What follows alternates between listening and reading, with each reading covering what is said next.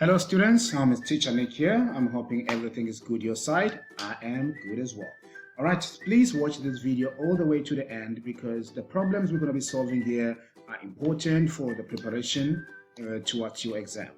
Alright, so without wasting any time, let's get started. So this is a review lesson, and at the end of this lesson you're going to do formative 9, which has already been uploaded in ManageBank. Please do not submit your work in messages. Upload it via Dropbox in ManageBank and make sure you don't submit pictures. So if you've taken pictures of the work that you've done on the paper, make sure that you paste it in a Word document and upload it. So Word documents are easy to annotate and PDF documents are also easy to annotate. But as for pictures, it's impossible to annotate or to put comments on them in ManageBank. Alright, so today we are going to determine an expression for a pattern. We are going to extend a pattern. We are also going to solve two-step equations and also solve multi-step equations. So I've put so many things in this PowerPoint because I want you to be super ready for your examination next week. So let's get started right away. So if you remember, we did this problem in class. So I thought, let me bring this problem up again. Let's do it again and see if you will be able to get anything out of it if you didn't get anything the last time. So right at the top, they are telling us what they want from us. So they are saying here, this is our main focus. Write an expression. Once they say expression, you know there's no equal sign there that you're going to be using, unless if you are writing it on the left-hand side. Okay, so you need to write an expression to determine or to find the number of squares in figure 10. So we need an expression that we can use to determine how many squares or to find the number of squares in figure 10. Because it's going to take us a long time to draw figure 4 because they've already given us figure 1, figure 2, figure 3. So to get to figure 10, we need to draw figure 4, figure 5, figure 6, figure 7, figure 8, figure 9. Then we have figure 10. But an expression will allow us to determine right away how many squares are in figure 10. But you should always have figure 0. So here we don't have figure 0. Let's now look at how this pattern is created. So here we have 4 squares, here we have 6 squares, here we have 8 squares. So to get the next term, looks like I'm adding 2. And to get the previous term, looks like I'm also subtracting 2. In other words, if I say, I'm going to do it on the side. So if I say 4 minus, I'm going to start with the ones that you already know. And then we go to the one we don't know. If I take 2 consecutive terms, by consecutive terms, I mean terms that are next to each other or following one after the other. So if I say 6 minus 4, what do I get? 2. If I say 8 minus 6, what do I get? 2. So it means every time I need to add 2 to get the next term. But to get the previous term, I need to subtract 2. If I say 8 minus 2, it will give me 6. 6 minus 2, it will give me 4. 4 minus 2 is giving me 2. So it means the first block, or figure 0, has got, my handwriting is horrible in the PowerPoint. So I'm trying to write figure 0, so bear with me. So this is supposed to be R here, figure 0. So figure 0 has got 2 blocks. You follow these 3 steps to find the expression. So the first thing we need to do, find the expression. Once we have the expression, then we can use the expression to determine what figure 10 is. Alright, so let's go for it. So step 1, determine the common difference. Remember, the constant difference or the common difference is simply the number that you keep adding to get the next term or subtracting to get the previous term. In this case, we keep adding 2, so the common difference is 2. And you are told here that this number will be the coefficient of x. So in step 3, they want you to write the expression, so this is going to be 2x. So the constant difference will be the beginning of your expression, so you have 2x at the bottom. As soon as you find it, write it at the bottom with x. This is in line with what is written here. They're saying your expression will be the coefficient times x, so we have 2x. And 2x is the same as 2 times x. And then they say plus the constant. The constant we find in step 2. Determine your start value, which is figure 0. how many blocks or items are in figure 0? In figure 0, I have 2 blocks, so the constant is 2. So I'm going to add 2 there. That means my expression is 2x plus 2. Now, they're saying now we need to determine how many squares in figure 10. That one is easy peasy, lemon squeezy. Right, so let's go and check it out. I'm going to use my whiteboard. So let me just open whiteboard quickly. All right, so our expression there is 2x plus 2. And we want to know how many squares are in figure 10. Remember, x is the figure number. In other words, if you want to find out how many squares are in figure 2, where there's x, you're going to put 2. You want to find out how many squares are in figure 3, where there's x, you put 3. You see, in figure 3, how many squares do we have? 8. 1, 2, 3, 4, 5, 6, 7, 8 in figure 3. You can use this expression now to check if that is true. So if you come here, where there is x, I'm going to put 3. So it's going to be 2 into 3 plus 2. So 2 times 3 gives me 6 plus 2. And then 6 plus 2 is 8. And in figure 3, how many squares are there? There's 8. Same thing applies with figure 10.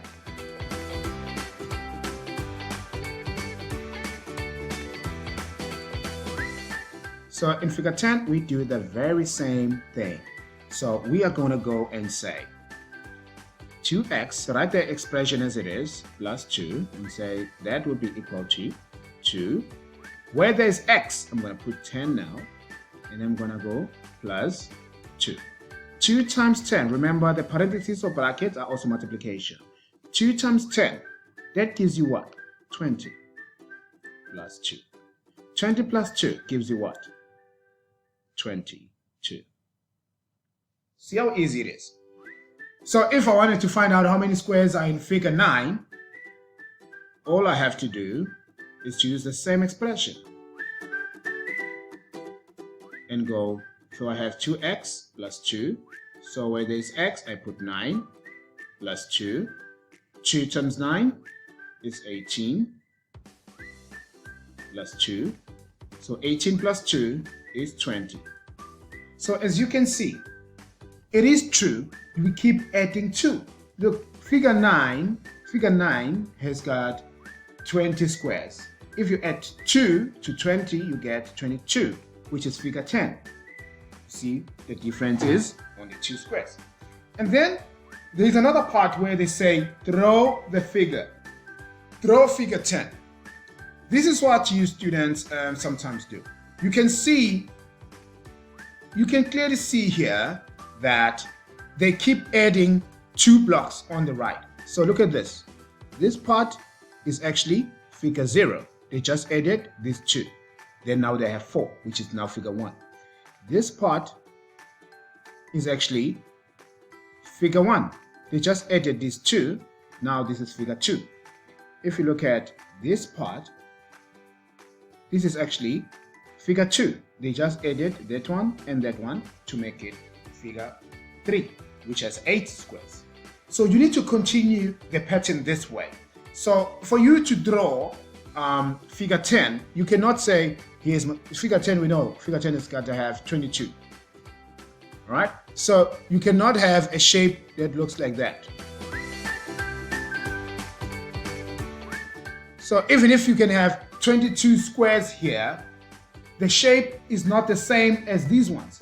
So you are not continuing the pattern the right way. So it must look exactly the same. And please make use of a ruler. So there. So in the exam, please bring your ruler. Okay. So I'm going to draw figure 10 now. So I know figure 10 must have 22 squares. So that's what I'm going to do. So there, I'm going to draw another line. Maybe this is a bit too long, but it's okay. Do another one there. All right, and then let's go 90. There we go. So we're going to count now. So it's 1, it's just going to be 2, 4, 6, 8, 10, 12, 16, 18, 20,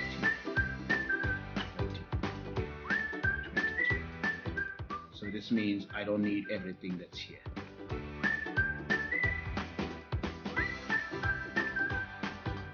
Alright. So there is your figure 10. Count the squares. 1, 2, 3, 4, 5, 6, 7, 8, 9, 10, 11, 12, 13, 14, 15, 16, 17, 18, 19, 20, 22. And it is the same shape as the squares that you have here. You're done. Alas. Alright, so I'm hoping that you're going to be able to collect all the points if you get, not if you are going to get a question similar to this one. So please collect all the points. Alright, what next?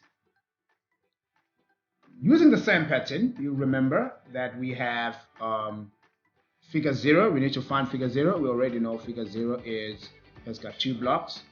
So this is figure 0. You're going to forgive me. Writing by hand on the PowerPoint is something else. Okay. So now we want to find out how many squares are in figure 3. In fact, we already know. Because if you go to the previous slide, figure 3 has got 8. So we already know that. But you need to show all the working. Alright? So, and remember our expression is 2x plus 2. You're going to be using it. Where there is x, you put in the figure number. So, here as an example, this would be 2 into 3 plus 2, because there's a plus 2 there. This is equal to what? 2 times 3 is 6. Plus 2. 6 plus 2, this gives you 8. I'm going to do another one. Here, it's figure 11.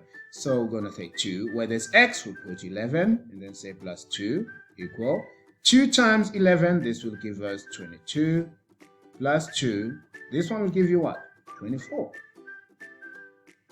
22 plus 2. Last one. Here, how many squares in figure 17? We're going to go 2 into 17 plus 2 equal to 2 times 17, 34 plus 2. 34 plus 2, what does that give you? That will give you a nice 36, and so on. I'm going to leave the rest for you to do. I'm not going to do everything for you. I did the easy ones on purpose because you need to practice with the hard ones, okay? You may use the calculator here, but as long as you show all the steps the way that I've shown you the steps here. Right, I hope that one is pretty clear. Okay.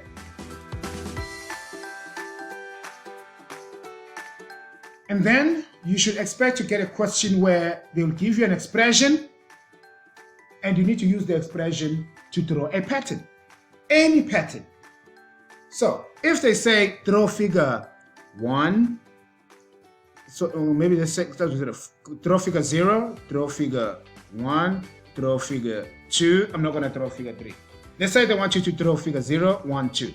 All you have to do, where there is x, you put the figure number. So here it's figure 0, so I'm going to go 3 into 0 plus 1. 3 times 0, 0 plus, so there's a 2 there. Why am I saying 1? So it's, I'm going to restart this.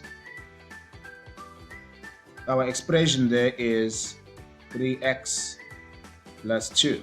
So we're going to go 3 into, where there's x, we're going to put 0 plus 2. So 3 times 0 is 0 plus 2. 0 plus 2 is 2. Okay? That's what you'll have.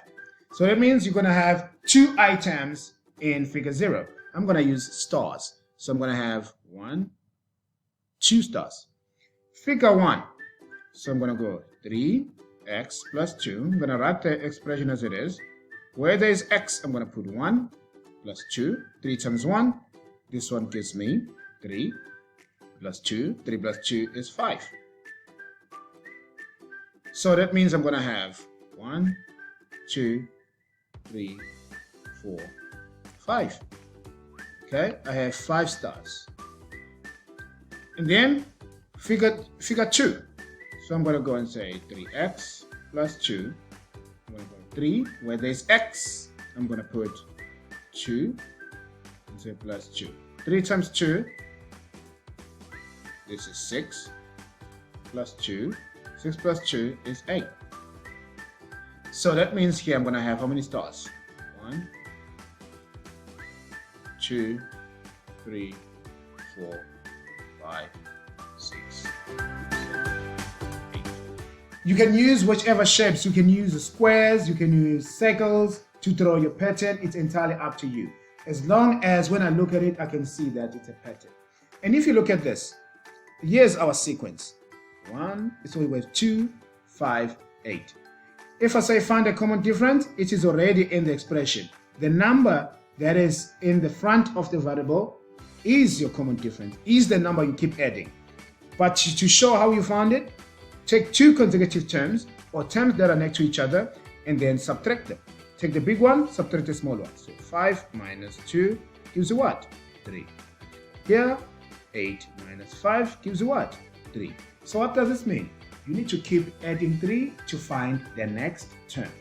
And you need to keep subtracting 3 to find the previous term. That's it.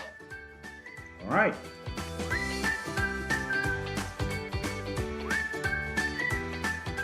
And then you have such problems. You need to revise these problems. You need to get yourself used to working with fractions. We've been working with fractions and decimals. You need to be able to work with fractions and decimals. And just because now we have a fraction, it doesn't mean we're going to solve it in a totally different way. The very same way that we were using to solve other problems that involved integers is the same way we're going to be solving ones that involve fractions. Obviously, it's not going to be exactly the same, but 90% of the method is going to be exactly the same.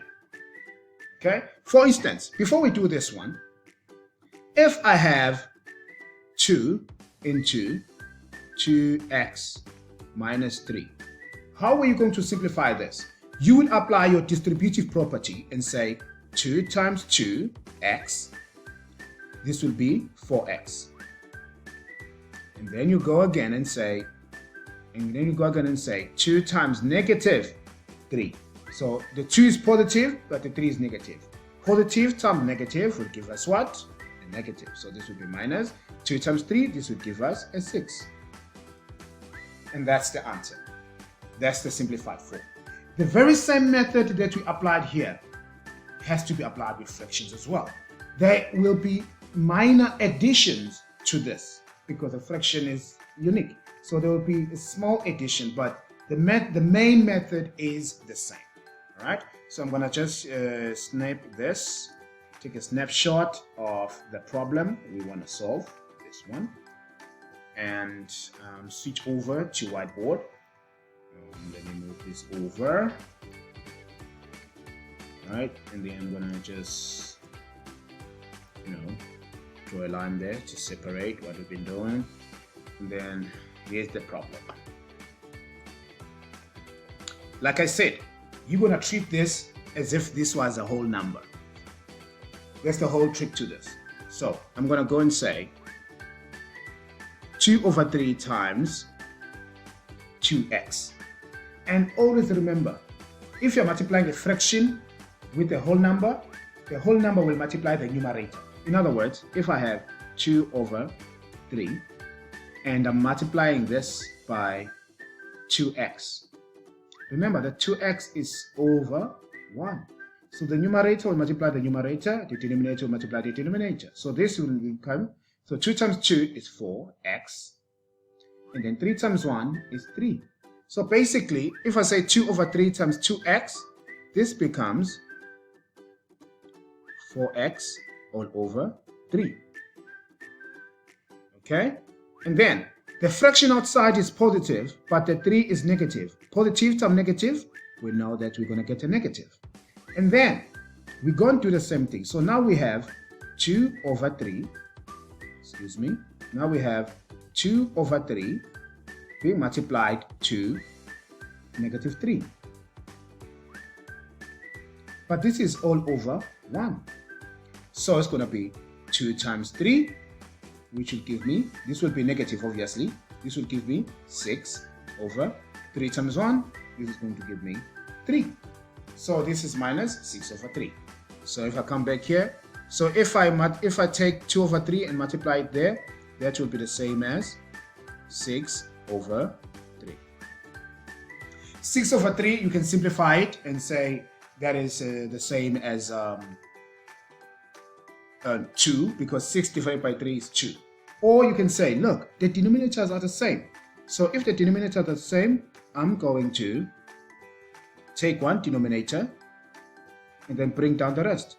4x minus 6. So I'm bringing down the 4x, I'm bringing down the minus, I'm bringing down the 6. And the equal sign here that I'll keep putting, I'm just saying what is above is the same as what is below. Okay? And this would be your final answer. But if you like, you can simplify this, if you like. So instead, you can say your final answer is 4x over 3 minus 2, because 6 divided by 3 is 2. You can have this as a final answer. I will also accept it. Or you can also change this into a mixed number, because we have 4 over 3. So 4 over 3 is the same as 1, sorry, is the same as 1 and 1 over 3, x minus 2. You can leave your answer like that as well. I will still accept it. Because how many 3s in a 4? 1. If you remove 1 3 in a 4, how much are you left with? 1. So you have 1 over 3. Okay, I really do hope this was clear enough for you. We're going to do another problem which has fractions like this, where you need to apply your distributive property. Okay, so let's go and tackle another one. So have a look at this one. So we have 5 over 8 into 16x minus 5 plus 2x on the other side. So I'm going to take this. So the very same thing here. If I had, for instance, if I had, let me say 3 into 16x minus 5 plus 2. How are you going to solve this if there was no fraction? Same method. You are going to go and say 3 times 16, apply your distributive property. 3 times 16, which is going to give you 48, if I'm not mistaken. And then you're going to go back again and say 3 times negative 5. So 3 is positive, negative 5 is negative. 3 is positive, 5 is negative. So positive times negative will give you negative. 3 times 5 is 15. Sorry, there was 2x there. And then you say plus 2x. See, I've gotten rid of the bracket. And then you have like terms, the 48 and the 2x. Bring them together. And if you move terms around without changing the value of the expression, you are applying the commutative property. So let's apply the commutative property. Move like terms together. So 48x plus, when you move a term, you move it with the sign, plus 2x minus 15. Okay? So you have 48 plus 2, this is 50x minus 15. Done. This is the end. So the method that you applied here at the beginning is the same method that you need to apply on the question at hand. So let's take a snapshot and go try this one out. You can pause the video and try it by yourself and see if you can get it, and then check the answer that I'm going to show you now in the next few seconds. Okay? So I'm just going to move these over.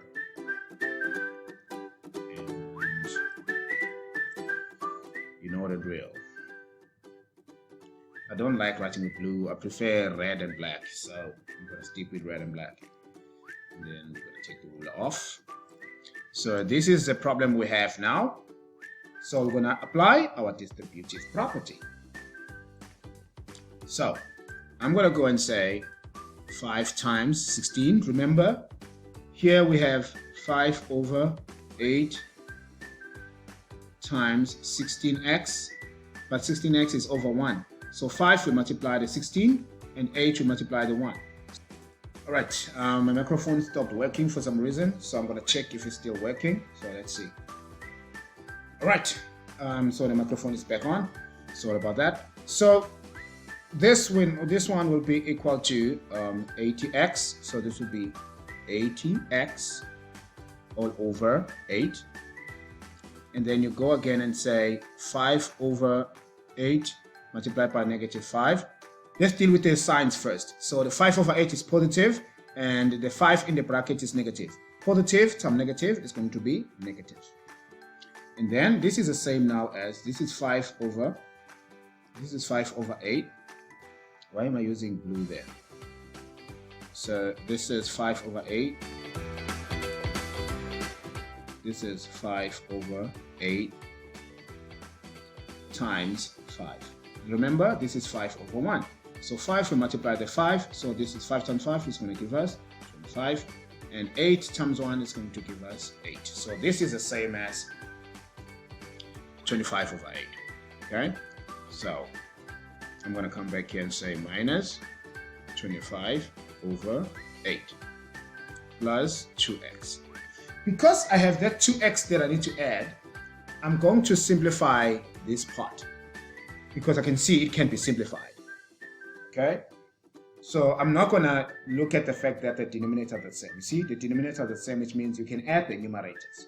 But I want to use the 2x there as well. So I'm going to simplify that side that has x. So if it can be simplified into a term that does not have a fraction, that would be great. So if I say 80 divided by 8, that gives me 10. So that means this is the same as now as 10x minus 25 over 8 plus 2x. Apply your commutative property now. Move the like terms together. So this will be 10x plus 2x minus 25 over 8. You can write that one as a mixed number. How many 8s can you get in a 25? So it's 8, 16, 24. So 3. So it's 3 and 1 over 8. All right. And then 10 plus 2 will give you 12. So this is 12x minus 3 and 1 over 8. Done. Okay. So that's it. If you have any issues, please drop an email or drop a message in the Teams. I'm going to try to respond back to you guys over the weekend as much as I possibly can. All right, let's go tackle another problem. Right, here we go. So here, what is the value of n? We don't have n here. We have f. What is the value of f that makes this equation true?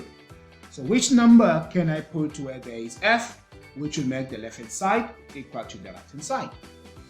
So what you need to do here, all you gotta do, I'm gonna take this to the whiteboard. Excuse me. I'm used to just using the sniping tool, and then these kids taught me this method. So this is you guys, this is your work. You taught me this, so I'm using it now. See, I'm teaching you, you're teaching me. You learn, I learn. What do the learn? Okay, so I'll draw my line there. This is where I draw the line. Okay. I'm having fun doing this. I'm hoping you're gonna have fun watching this video and practicing yourself. And please, before you check the answer, try the problem yourself. Then you can check out how I did it. Okay? That will make me happy because these are super easy. Lemon squeezy. All right. So the first thing you want to do, get rid of the mixed numbers, convert them into improper fractions. So I'm going to bring down, I'm going to say this is equal to 9f. It's like I'm saying 9f. 9f. All right. Anyway, so this is going to be 9 into f minus.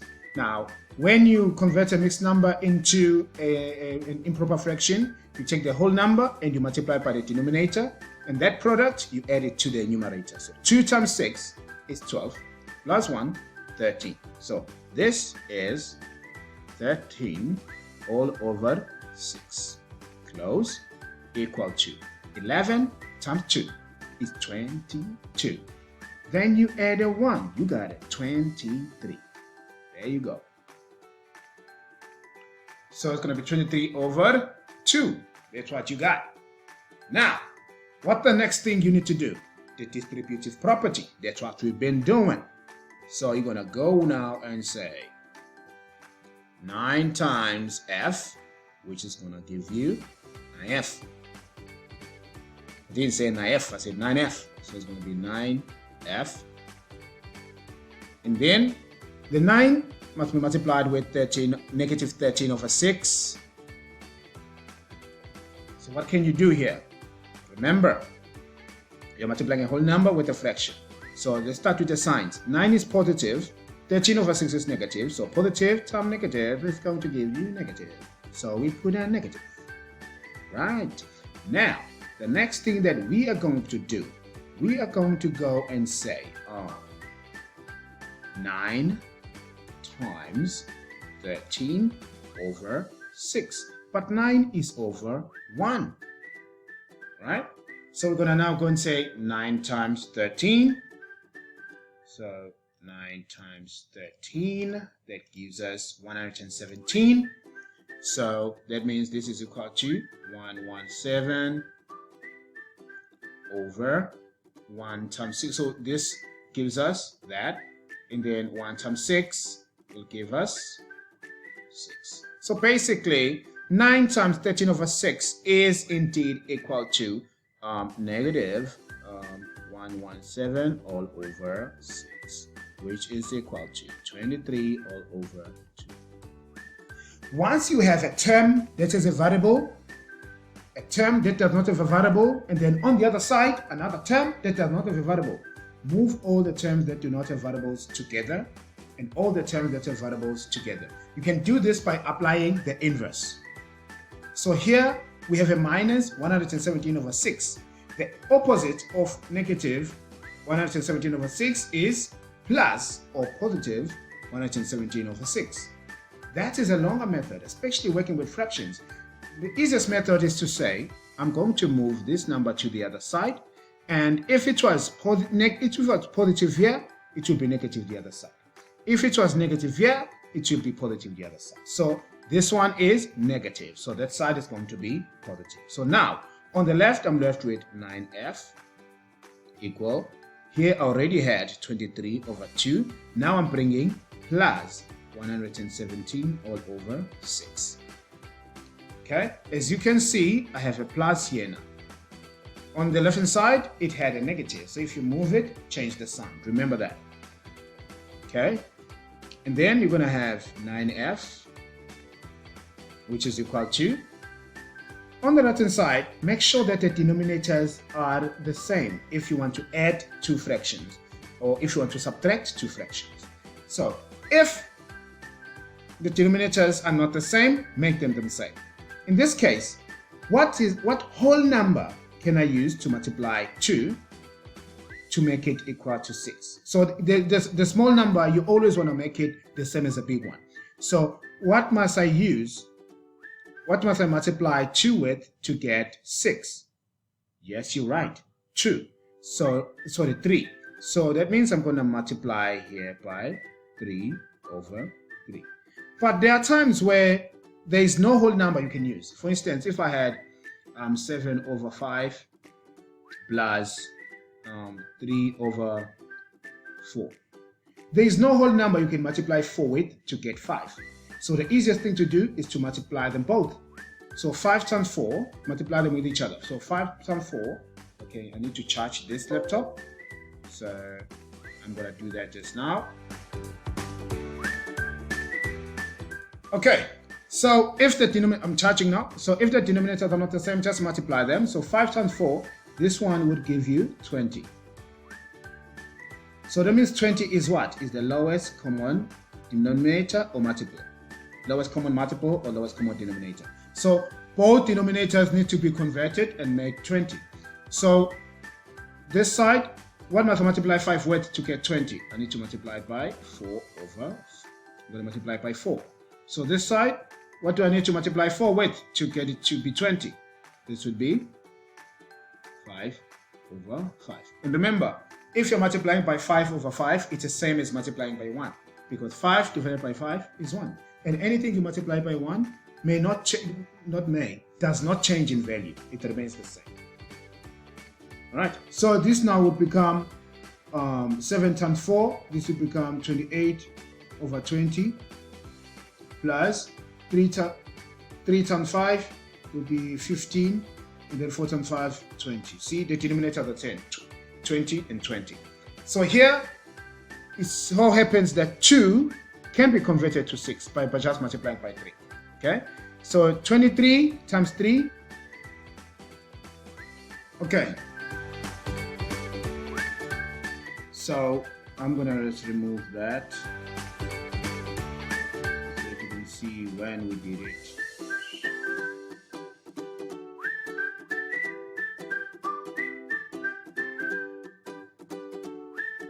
So we have 9f equal 23 times 3 is going to give us 69 all over 2 times 3 is going to give us 6 plus 117 all over 6. Now that the denominator are the same, what can you do? You can simply take one denominator and add or subtract the numerators depending on the sign in the middle. So it's plus, it means we're going to add. So we have 9f equal to, take one denominator and then bring down 69, bring down the plus, bring down the 117, and then what do we have now? We have 9f equal to, now 69 plus 117, what does that give us? 69 plus 117, 186. So we're going to get 186 all over 6. And remember, on the right hand side, 9f, the denominator there is 1. Why am I creating a fraction on the left hand side as well? So that if you have a fraction on the left hand side of the equal sign and one fraction on the right hand side, you can do the cross product. So I can go and say 9f times 6. So I'm going to multiply that 9 times 6. And I can also multiply that 1 with 86. All right? So that is the easiest strategy that you can employ there, the cross product rule. Okay. So 9 times 6 is going to give me 54. So I have 54. I don't want to use red. So it's going to be 54f. Don't forget the f there. And then 1 times 186 is just 186. And now the next thing that you can do, you need to isolate the variable. F must be by itself. So how to isolate the variable? The number next to the variable, you must divide both sides by it. Because to isolate the variable, you need to apply the inverse. So if we have 54,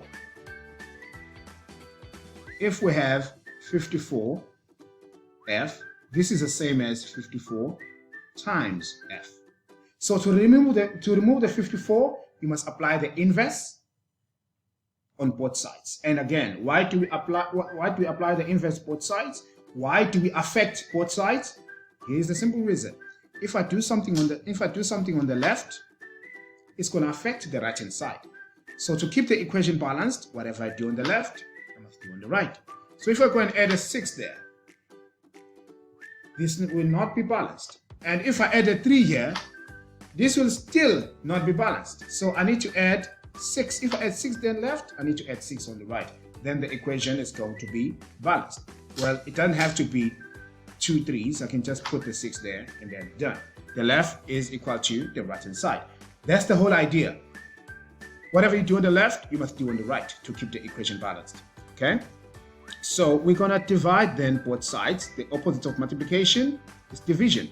So f is being multiplied by 54. We're going to do the inverse. Divide by 54. Okay? And then 54, we'll divide 54. 54 divided by 54 is 1. So we're left with 1f. But we don't write the 1. The 1 is there, is invisible. And then 186 divided by 54. This is an improper fraction. So how many 54s can I get in an 86? If you're not using a Casio calculator like this, you may not be able to simplify. So how do you simplify? If you're using a calculator like this one. So you can say 186 divided by 54. And then you get 3. That means 54 goes 3 times into 86 to 186. So you write 3. And then you go back and say, okay, so let's see now. 3 times 54 gives me 162. So how much do I need to make 186? I'm just going to say minus. I'm going to say, in fact, to ensure I don't confuse you, I'm going to say 186 minus 162, which will give me 24 all over. So this would be it's going to be 24 all over 54. Okay, and this can still be simplified further. Okay, this will be 24. All right, so if you divide both sides, if you divide 24 and 54, say maybe by 6. So if I say 24 divided by 6, I get 4. So this is the same as 3 is 2, 4 over, and then 54 divided by 6, 54 divided by 6 gives you 9. So this is 4 over 9. Okay, how do you know that this answer is correct? You're going to need to substitute it in the original equation. And how do you know that this is the same as that? We can check it now. So let's go. If I go and say 186 divided by 54, this gives me 31 over 9, which is also the same as 3.44444, 3.4 recurring. Okay, and then we can enter this. Let's enter this one as well. If I go and say shift, I'm going to enter 3 and 4 over 9. This gives you the same thing. Or if you say 186 divided by 54, this will give you this number as a mixed number. Shift SD. All right, so it's one and the same thing. Okay, now, so this is the entire solution. If I can just zoom back, that's the entire solution there. Have a look at it, try it out by yourself, and see if it does work out for you. Okay, another thing you can do, you can check it. So because this is a fraction, I'm going to use my calculator to check it, to see if the left hand side is equal to the right hand side. Okay, so what I'm going to do, I'm going to go there and say, the left hand side I have 9 into F is now 3 and 4 over 9, or 186 over 54. So I'm going to enter this. So X is shift.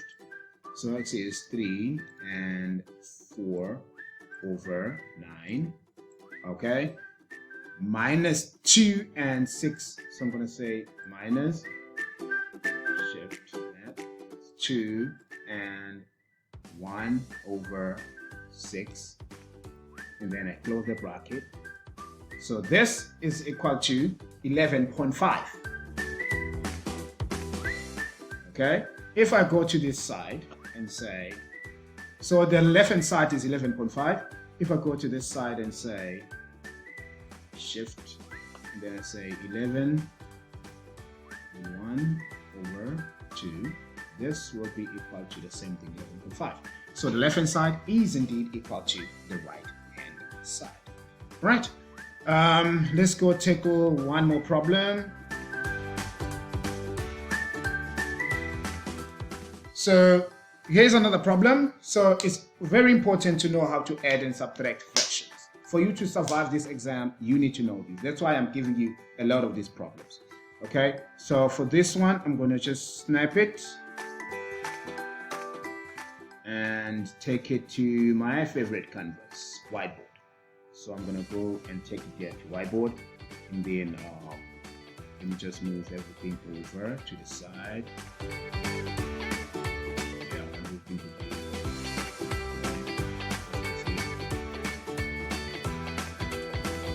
Like that. And then I need my ruler to ensure that everything is separated. And then I paste this new problem. I love problems. I want problems always. Okay. And one thing that you need to understand here is that 2 over 3x is the same as 2x over 3. If I say 4 over 7x, this is the same as 4x over 7. So let's first go and sort that one out. Okay? So that means here we have, this means here we have 2x all over 3 plus 1 over 2 equal to 1 over 6. Now, if you had something like 3x plus 2 equal to 15. What were you going to do here? You were going to take this number to the other side, then you will have 3x here equal to 15. If it was positive, then it becomes negative this side. You need to do the same thing here. So what I'm going to do, I'm going to move this constant to the other side. The term that does not have a variable. So I'm going to be left here now with, in fact, why am I putting 2 equal signs here? I don't need this. So I'm going to be left with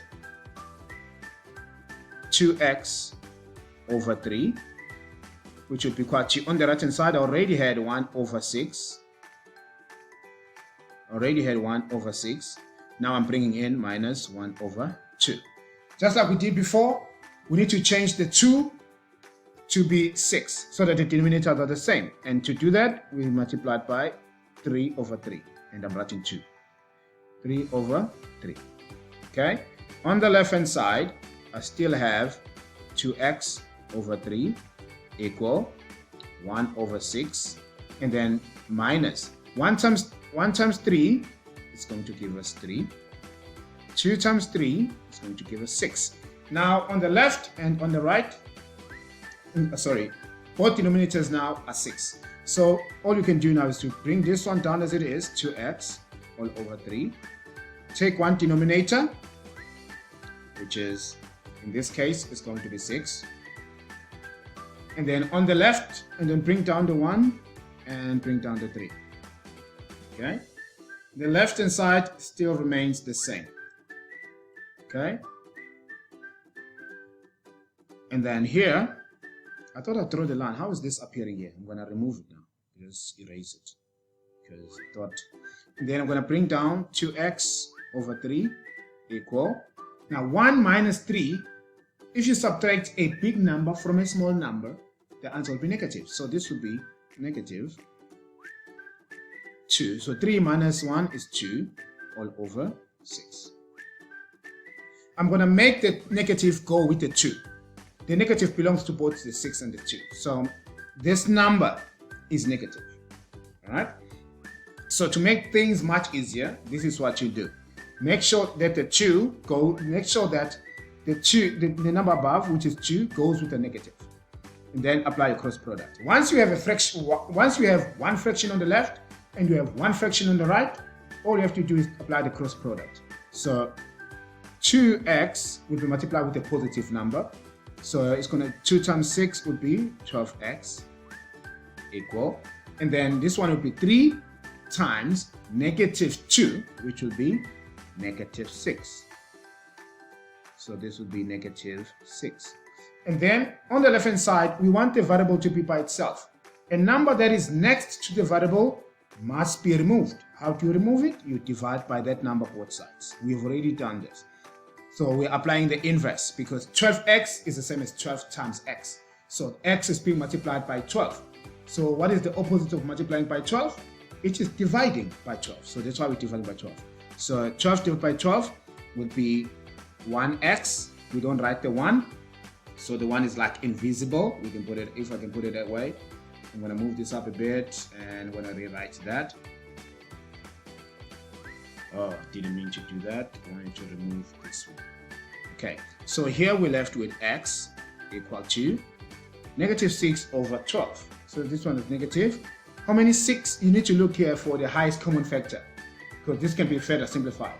So which number can go into 6 and leave no remainder, and also go into 12 and leave no remainder? I want the biggest one. So you can list all factors of 6. So factors of 6 are 1, 2, 3, 6. So these are factors of 6, and then factors of 12 These are 1, 2, 3, 4, 6, and 12. So the highest common factor, the factors that are common, it starts with the common one. So we have 1 here, 1 here, 2 here, 2 here, 3 here, 3 here, 6 here, 6 there. And the biggest one of them all is the 6. So this is our highest common factor. We're going to divide the numerator and the denominator with the highest common factor. So 6 divided by 6 is 1. 12 divided by 6 is 2. So your answer is negative 1 over 2. So if I can just zoom out, that's what you got. All right. If you got any questions, feel free to ask away in our team's channel. I'm going to attend to your questions as soon as I possibly can. I'm going to remove this 54 so that it doesn't confuse anyone. So that's that. All right. So I really wish that I could see you practicing, because you have to practice everything that I've put for you in here. And then if you go to Manage Back, you will find MYP Formative 9. So this formative is due tomorrow for grade 7,